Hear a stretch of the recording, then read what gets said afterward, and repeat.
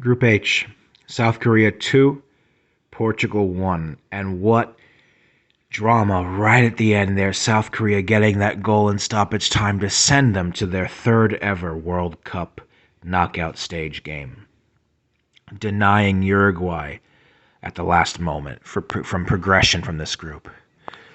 So what do we think here? We know South Korea needed to win this match desperately, otherwise they were headed out of the tournament. Well, let's start with Portugal.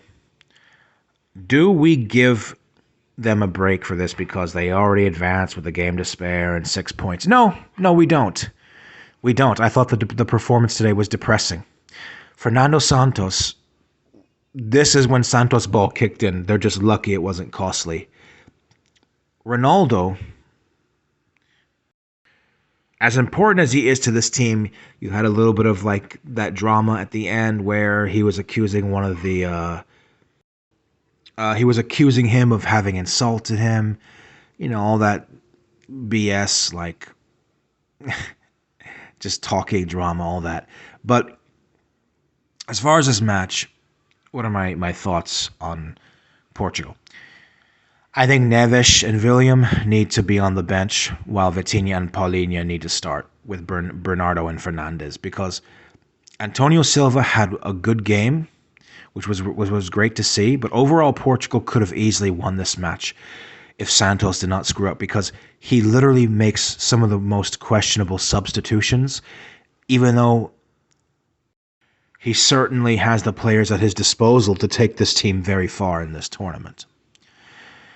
And in this match, Portugal showed no intensity. There was no game plan other than passing sideways and backwards, very little creativity, and barely any off-the-ball movement. It's clear that some players don't really have great chemistry with each other. No vertical passes, no breaking the lines, ball crossing, the whole 9 yards, basically. Bad defensive transitions, bad positioning all over the pitch. They look like slouches on the day. And you have to lay the foot in a similar vein in the last video I talked about Diego Alonso for Uruguay. It's Santos. Ronaldo cannot be the star boy anymore. Maybe you have him on when you need a goal. He plays a role, maybe even as a bench player. But it's time for Portugal to, I think, shift focus to the team and the other talent they have, which, to their credit, they largely have, because this team is a more complete team than the one that won the Euros in 2016, for sure. Every area of the pitch, there's more depth on this Portugal squad than 6 years ago. But Santos still, relatively speaking, has no idea how to field a team and develop tactics to get the max ability out of this squad. Portugal should have left this group with 9 points. But Santos has a habit of making defensive subs, which immediately puts Portugal on the back foot by killing their offensive threat. And suddenly the last 10 minutes are frantic. It's a scramble because the opposition, in this case Korea, no longer has to be cautious, and Portugal are forced into parking the bus. That being said, I didn't feel like the tide had turned so much dramatically in the game, right up to the moment that South Korea managed to get a goal. Definitely mixed feelings about the outcome. South Korea, I mentioned yesterday, they cannot be underestimated because Portugal were going to make changes, and they did. And that leaves the door open for a team like Korea, who needs to get a victory here to slip in there and capitalize.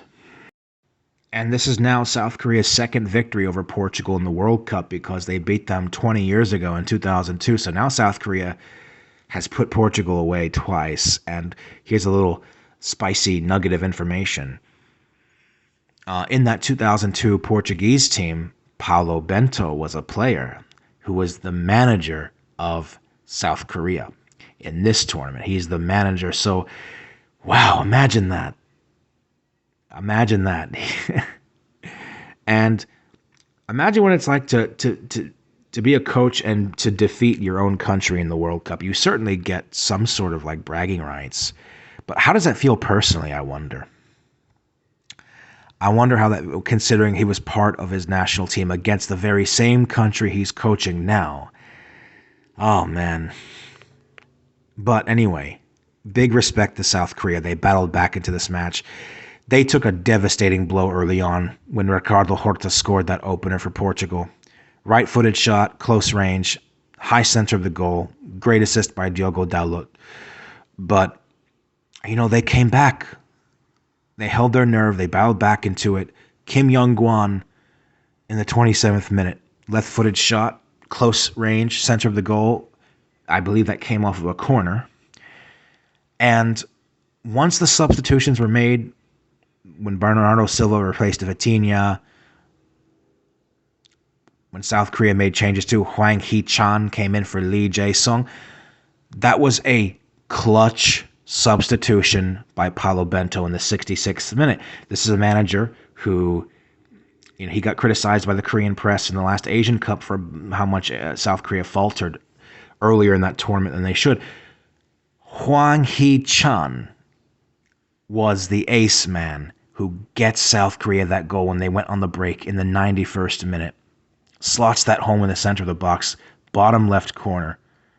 Shot from the center of the box into the bottom left corner. Son Heung-min, woo! Excellent timed through ball. They acted fast, they acted swift, they needed something from nowhere, and they got it. And Son Heung-min was in tears yet again at the end of this match, this time tears of joy. He was in tears last time at the World Cup, in 2018, following South Korea's elimination. I remember that. He was in tears when they lost to Ghana last week, and now he's crying again, but it is tears of pure happiness. And South Korea, the Taeguk Warriors, coming in clutch at the end and qualifying for the next round. And I think that, it's an accomplishment for Asia because AFC now has 3 teams for the first time ever. For the first time ever in World Cup history, AFC have 3 teams in the knockout stages. Portugal, I think one thing is clear. They struggle without Bruno. He changed most of the team. Fernando Santos, not only Bruno. But the problem, again, it's the substitutions and taking out the best player today, that not even starts usually, which was Vitinha. So, yeah.